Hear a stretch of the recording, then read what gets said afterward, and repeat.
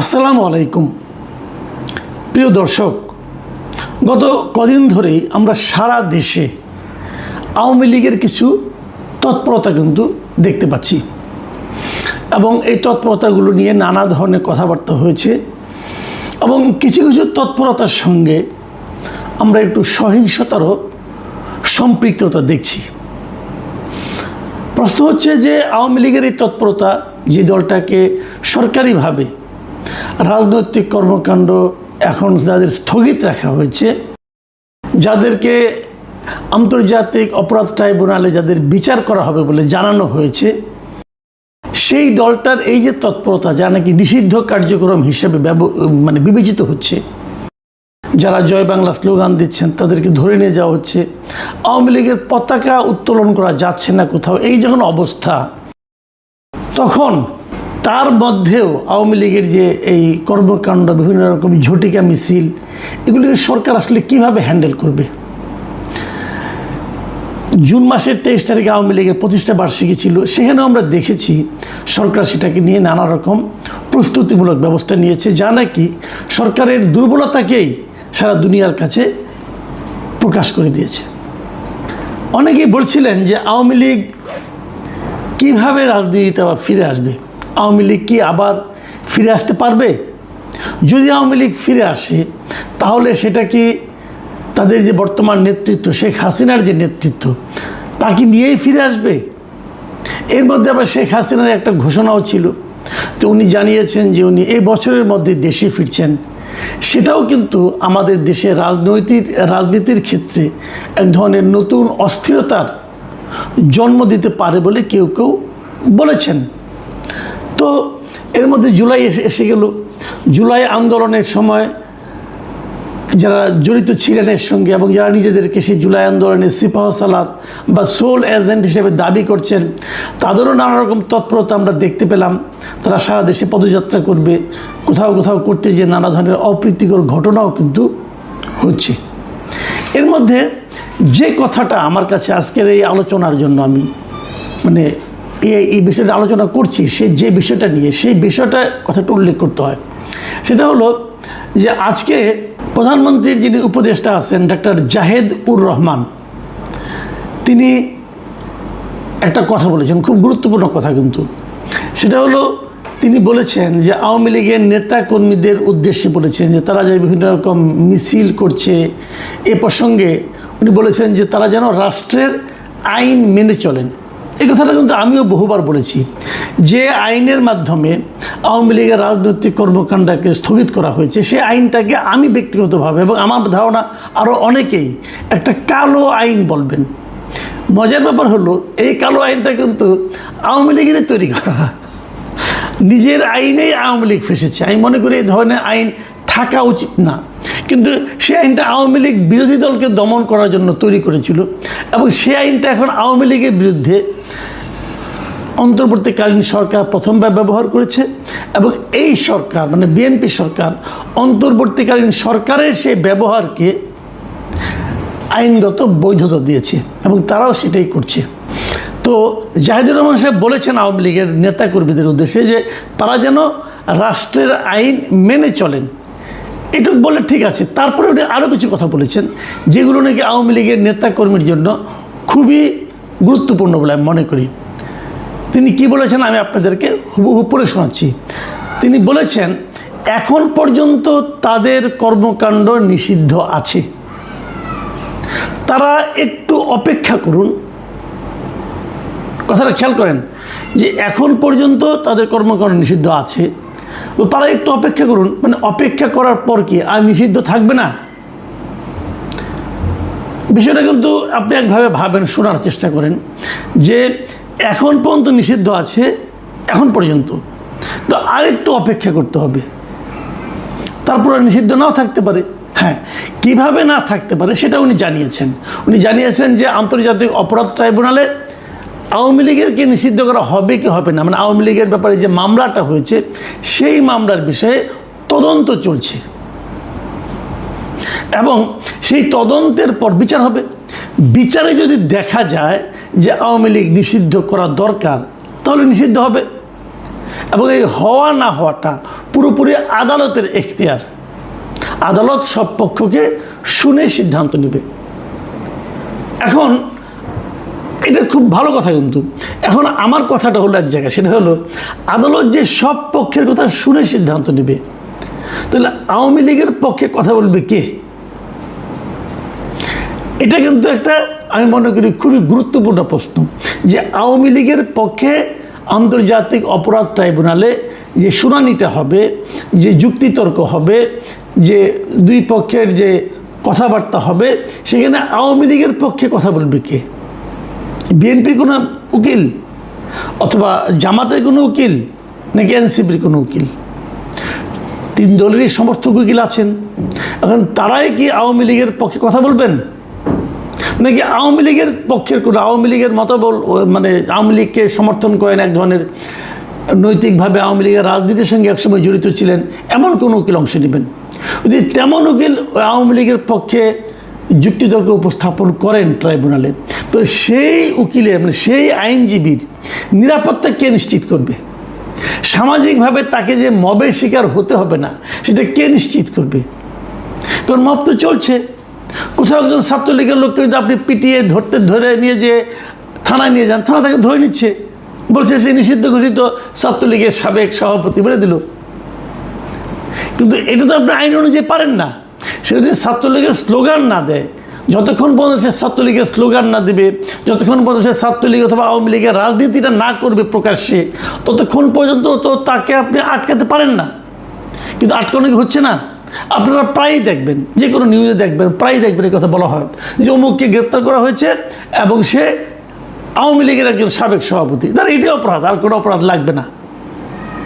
তো এই যে ঘটনাগুলো, এই ঘটনাগুলো যদি ওখানে ঘটে, তাহলে আওয়ামী লীগকে নিষেধাজ্ঞা থেকে মুক্ত করতে, আওয়ামী লীগের রাজনীতিটাকে অবাধ করতে যে আইনজীবী আওয়ামী লীগের পক্ষে যুক্তিতর্ক উপস্থাপন করবে, তাকে সামাজিক নিরাপত্তাটা কে দিবে? তাকে মবের হাত থেকে কে বাঁচাবে? রাষ্ট্রকে সে গ্যারান্টি দেবে? দিয়েছে এ পর্যন্ত? আইনজীবীদের দেখেন, একটা জিনিস দেখেন আপনারা, একটা লোক আওয়ামী লীগ করেন না, সে আওয়ামী লীগের কোনো পদে নেই, কিন্তু সে হয়তো আইনজীবী। সে আইনজীবী যাকে নাকি আওয়ামী সমর্থক আইনজীবী বলা যেতে পারে। মানে একসময় তারা আওয়ামী লীগের যে প্যানেল ছিল, সেই প্যানেলে মানে আওয়ামী লীগ সমর্থক যে আইনজীবী সমিতি ছিল, হয়তো তাদের মেম্বার ছিল অথবা তাদের সমর্থক ছিল। এই অপরাধে আইনজীবীরাই, বিএনপি এবং জামাতের আইনজীবীরা, ওনাদেরকে নির্বাচন পর্যন্ত করতে দেয় নাই, সুপ্রিম কোর্ট বারেও দেয় নাই, বিভিন্ন জেলা বারেও দেয়নি। তো ওনারা তো আইন বুঝেন, ওনারা তো আইন মানেন। ওনারা যখন ওদের ব্যাপারে এরকম আচরণ করেছেন, তাহলে সে তাদের ব্যাপারে আপনার যখন নাকি মূল দল নিয়ে আলোচনা হবে, তখন কী অবস্থাটা ধারণ করবে? এর ব্যাখ্যাটা কি? এটা আমি মনে করি একটা গুরুত্বপূর্ণ বিষয়। এখন আমরা জেনেছি এর মধ্যে যে আন্তর্জাতিক অপরাধ ট্রাইব্যুনালের যিনি চিফ প্রসিকিউটর আছেন, তিনি জানিয়েছেন যে আওয়ামী লীগের নিষিদ্ধ করার ব্যাপারে, কার্যক্রম নিষিদ্ধের বিষয়ে অলরেডি তদন্ত, ট্রাইব্যুনালের যে তদন্ত সংস্থা আছে তারা তদন্ত করছে। এখন সেই তদন্ত করে তারা কি পাবে না পাবে সেটা তারা ট্রাইব্যুনালকে জানাবে এবং তার উপর ভিত্তি করে এই মামলা চলবে। একটা জরুরি প্রশ্ন, সেটা হলো এই মামলা কতদিন চলবে? দেখুন, কতদিন চলবে এই জিনিসটা জরুরি এই কারণে যে যদি মনে করেন এটা 3 বছর চলে, তো বলা হয়েছে যে যতদিন মামলা চলবে ততদিন আওয়ামী লীগ কোনো রাজনৈতিক কর্মকাণ্ড করতে পারবে না। তো আওয়ামী লীগের নেতাকর্মীরা কি অতটুকু ধৈর্য ধারণ করবে? যেভাবে জাহিদুর রহমান বলছেন একটু অপেক্ষা করেন, সেই একটুটা কি 3 বছর নাকি 4 বছর? এই একটু অপেক্ষাটার মানে আপনার স্থায়িত্ব কতদিন? যদি 3 বছর হয় তাহলে সেটাকে আর একটু বলা যাবে? এখন জাহিদ সাহেব যখন বলেন একটু অপেক্ষা করেন, তখন আমি ধারণা করি হয়তো সেই জিনিসটা দ্রুতই হবে। এবং আমার যেন সব মিলিয়ে কেন যেন মনে হয় যে বোধহয় এই জিনিসটা একটু দ্রুতই হবে। কেন মনে হয় সেটাও বলি। যেমন ধরুন, সরকারের অ্যাটিচিউডটা কিন্তু আমি একটু একটু টের পাচ্ছি। এটা জাহিদুর রহমান সাহেবের কথায় যেমন টের পেলাম, 2 দিন আগে আমরা দেখেছি যে স্বরাষ্ট্রমন্ত্রী তিনিও কিন্তু এ সংক্রান্ত একটা বক্তব্য দিয়েছেন। যেমন উনি কয় যে জুলাই জাতীয় সম্মেলন যেটা হয়েছিল কদিন আগে চীনমৈত্রী সম্মেলন কেন্দ্রে, সেখানে উনি বলেছিলেন যে রাজনৈতিক দল হিসেবে আওয়ামী লীগের বিচার দাবি করেছি আমরা, অন্যরাও দাবি করেছেন, তদন্ত হচ্ছে, ইনশাল্লাহ খুব শিগগির রাজনৈতিক দল হিসেবে তাদেরকে বিচারের কাঠগড়ায় নিয়ে যাওয়া হবে। খুব ইতিবাচক দিক, কিন্তু বিচার মানেই কিন্তু ফাঁসি না। বিচার মানে অনেক সময় বিচারের মাধ্যমে অনেক সময় বেকসুর খালাসও পেয়ে যায়। আমি ব্যক্তিগতভাবে যদি আমি যদি বলি আমার কথাটা, আমি কিন্তু আওয়ামী লীগের রাজনীতি নিষিদ্ধের পক্ষে না। আমি আসলে কোনো রাজনৈতিক দলকে নিষিদ্ধের পক্ষে না, তাহলে আমার পার্সোনাল অপিনিয়ন। আমি মনে করি যে রাজনৈতিক দল যখন খারাপ আচরণ করে, সেটা দলের যে ওই সময়ের নেতৃত্ব, সেটা নেতৃত্বের ভুলের কারণে তারা খারাপ আচরণ করে। সারা দুনিয়ায় এই কারণে কিন্তু অনেক রাজনৈতিক দলের নেতৃত্বে পরিবর্তনটা আসে, কেন এই কারণে আসে, এদের আচরণটা ঠিক ছিল না, এই জন্য আসে। তো এখানে তো যদি কোনো ভুল হয়ে থাকে, সেটা তো আওয়ামী লীগের যে নেতৃত্ব তারা করেছে। আওয়ামী লীগ জিনিসটা কি? আওয়ামী লীগ আর শেখ হাসিনা কিন্তু এক না, আওয়ামী লীগ আর ওবায়দুল কাদেরও কিন্তু এক না। ওবায়দুল কাদের মানেই আওয়ামী লীগ, বিষয়টা তা নয়। ওবায়দুল কাদের হলো আওয়ামী লীগের একটা নেতৃত্ব, শেখ হাসিনাও আওয়ামী লীগের একটা নেতৃত্ব। তো আওয়ামী লীগকে ব্যবহার করে যত লোক অন্যায় করেছেন, যত লোক খুন করেছেন, গণহত্যা করেছেন, যত লোক অপরাধ করেছেন, যত লোক লুটতরাজ করেছেন, এদের সবাইকে ওই অপরাধের কারণে বিচার করতে হবে। এই বিচারটা আমি দাবি করি। কিন্তু তার মানে আপনি দলটাকেই বলবেন যে এই দলটাকে আপনি তখনই করতে পারবেন যখন নাকি দলের গঠনতন্ত্রে সেই ধরনের কোনো কথা থাকবে। যদি দলের গঠনতন্ত্রে থাকে যে অমুককে অমুককে এই দল বলছে, এই দল সিদ্ধান্ত নিয়েছে, অমুককে অমুককে আমার প্রতিবাদগুলো তাকে গুলি করে মেরে ফেলা হবে, যদি এই ধরনের কোনো গঠনতন্ত্রে লেখা থাকে, তখন দলের দায়।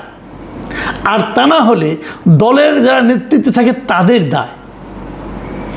এই জিনিসটা যদি থাকে, তাহলে আমার মনে হয় যে প্রকৃত বিচারটা হবে। আমি আশা করব তারা কিভাবে বিচার করবেন না করবেন।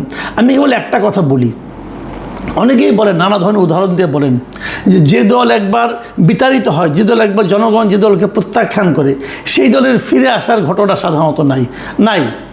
কিন্তু এটাও কিন্তু সত্য, যখন কোনো ক্ষমতাযুক্ত দল আবার ফিরে আসে, সেটা যতটা না নিজের শক্তিতে আসে, তার চেয়ে বেশি আসে যে পরবর্তী সময়ে যে সরকার ক্ষমতায় থাকে তাদের দুর্বলতার কারণে। আজকে আওয়ামী লীগ নিয়ে এত আলোচনা হতোই না।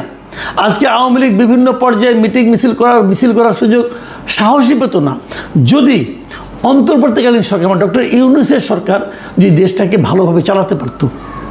তারা তা পারেনি, এবং তারা এতটাই খারাপ চালিয়েছে, তারা এতটাই দুর্নীতিপরায়ণ ছিল যে ওনাদের আমলেই লোকে আওয়ামী লীগ সম্পর্কে বলেছে যে আগেই ভালো ছিল। এটা আমি নিজে শুনেছি, বলেছে, আপনারাও শুনেছেন। কাজেই অন্তর্বর্তীকালীন সরকার মানে ডক্টর ইউনূসের সরকার আওয়ামী লীগের ফিরে আসার প্রাথমিক কাজটা করে দিয়ে গেছে। এখন বর্তমান সরকার যদি সুশাসন কায়েম করতে পারে, মানুষের অর্থনৈতিক অবস্থার একটা সমাধান করতে পারে, ভালো করতে পারে, মানুষ যদি স্বস্তিতে থাকে, মানুষের মনে করেন যে বিদ্যুৎ, তেল, গ্যাস এটসেট্রা এগুলি মানে দ্রব্যমূল্য এগুলির ব্যাপারে মানুষ যদি স্বস্তিতে থাকে, যদি মুদ্রাস্ফীতি কমে, মূল্যস্ফীতি কমে, যদি এগুলো হয়, তাহলে দেখবেন এই সমস্ত ঝটিকা মিছিল সরকারকে বিব্রত করতে পারবে না। আর যদি ওগুলি হয়, যদি এগুলি বাড়তে থাকে, তাহলে আওয়ামী লীগ ফিরে আসার ব্যাপারটা দাবিটা অনেক জোরালো হয়ে যাবে। আমি জানি না সরকার কিভাবে হ্যান্ডেল করবে, অথবা এমনও তো হতে পারে সরকার নিজেই চায় যে আওয়ামী লীগ চলে আসুক, হতেও পারে। কারণ তারা যদি মনে করে যে সেটা গণতান্ত্রিক প্রক্রিয়া চালু রাখবে, সেক্ষেত্রে তারা যদি ভাবে এই বিশাল জনসমর্থনে একটা দলকে বাইরে রেখে গণতন্ত্র কায়েম করা যাবে না, যদি তারা এভাবে ভাবে, তাহলে তো আওয়ামী লীগের প্রত্যাবর্তনটা অবধারিত। প্রিয় দর্শক, আমার কাছে মনে হয়েছে সরকারের বিভিন্ন কর্তা ব্যক্তিদের কথা শুনে যে সরকার হয়তো এই পথে অগ্রসর হচ্ছে। এখন এ পর্যন্তই। আল্লাহ হাফেজ।